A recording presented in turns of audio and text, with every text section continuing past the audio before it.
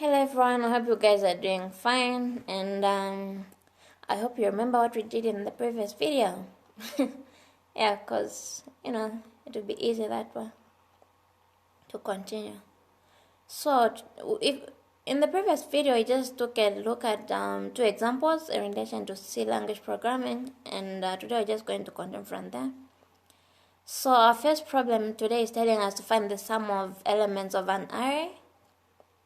So let's just take a look at, what kind of problem is it for us to define the header command. In this case, as we can see, it has to do with calculations. So we're going to say define maximum 4, because this 4 just represents the total number of elements of an array. Like in this case, I'm just going to use 4 elements. That's why I've said maximum 4. And from there, I'll have to declare the main function. As we already, we've talked about this in the previous videos, so I'm sure by now would have known about this. Then from there, we have to declare the name of the variable and the size of the variable. And we've already said the size of the variable is 4, which is the maximum, and the name of it is array. Then int, we need to declare the sum, which is int sum is equal to 0, and we all know if an array is empty, meaning it has to be equal to 0. Then we declare the function, which is this function, the condition which is going to help us read the input we're going to enter.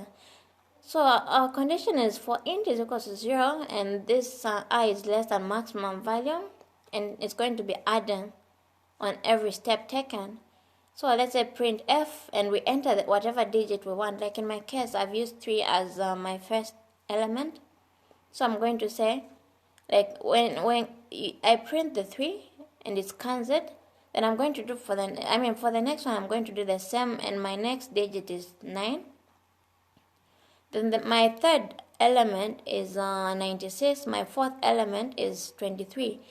So when I reach the maximum number of elements, since I've already said my maximum value is, the total number of elements, I said they're going to be 4. So when I enter the fourth element, the program, the computer is just going to do the calculation on its own.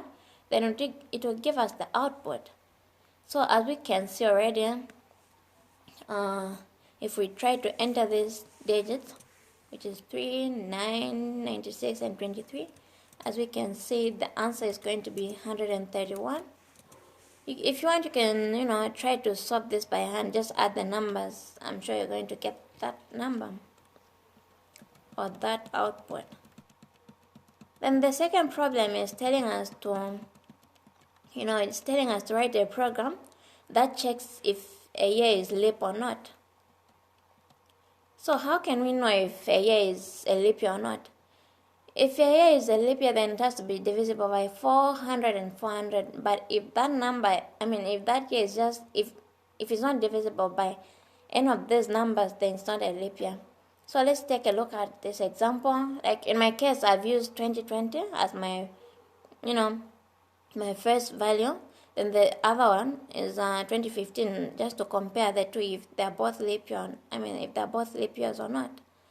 So as usual, we declare the main function, then we declare a variable. In this case, our variable is y, which is int y. Then we print the variable. So like the number we're going to print in this case is 2020. Then we scan that number. Then the condition for this function, or the condition for us to run this code, we're going to say the main condition. There are 3 conditions in short, because we've said a leap year has to be divisible by 3 numbers, which is 400, 100, and 4. So in this case, we're going to say if y is divisible by 4 is equal to 0, if y is divisible by 100, it's equal to 0. If y is divisible by 400, it's equal to 0. Then you print you print digit, which is a leap year, else you print digit is not a leap year. So let's try to enter 2020 to see if really it's a leap year or not.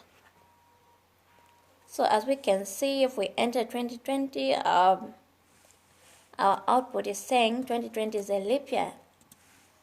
Let's try 2015 as well. We'll see if it's really, if it's a leap year or not.